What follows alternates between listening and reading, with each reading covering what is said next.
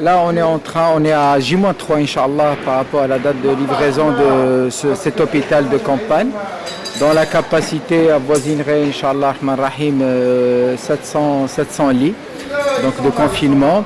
Et comme vous l'avez remarqué, c'est réparti en 4 chapiteaux. Donc toute l'opération de traitement d'air, l'opération de l'équipement en oxygène, et bien sûr avec les sanitaires qui vont avec, les douches, etc.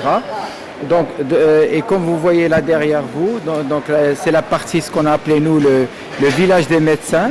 Donc c'est une partie qui a été préparée justement pour le corps médical qui va, Inch'Allah, prendre en charge cette infrastructure.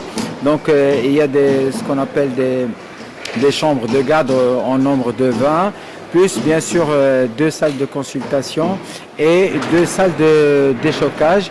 L'idée étant de pouvoir prendre en charge les médecins, les patients par les médecins d'une manière assez rapide et avec célérité. Donc, Madame Kasmi, je suis la directrice générale de la société Casa Iscan Équipement, qui participe conjointement avec la société Casa Events et Animation à la réalisation de l'hôpital de campagne au niveau du site de l'OFEC.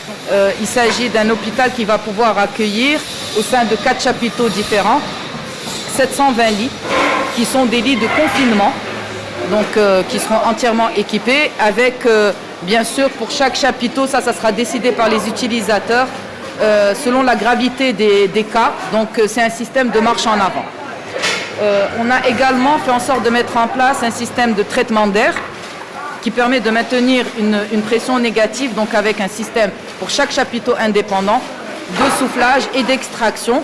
Et une extraction qui, grâce à des filtres et un certain nombre de dispositifs, permet de rejeter l'air vicié, mais après l'avoir nettoyé, pour qu'il n'y ait pas de danger pour la population, pour les gens qui circulent aux alentours. Nous avons également mis en place les sanitaires qu'il faut, hommes et femmes, et les douches hommes et femmes. Et donc ça a été un véritable challenge puisqu'on nous a demandé de pouvoir mettre à disposition cet équipement en un délai de 15 jours. Et Inch'Allah, au vu de l'état d'avancement des travaux, Allah qu'on puisse être au rendez-vous, mais en tout cas, tout laisse présager qu'on y arrivera. En complément de l'équipement qui est à l'intérieur donc de l'espace de la foire, on a mis en place ce qu'on appelle le village des médecins, avec des salles de consultation, des bureaux pour les médecins, des salles de déchocage pour les patients qui en ont besoin, et également toute une aile pour les chambres de garde des médecins qui seront amenés à rester H24 sur le site, bien sûr équipés de sanitaires et de douches. Également un dôme qui va monter en série avec le système de soufflage d'air frais et qui est modulable aux besoins.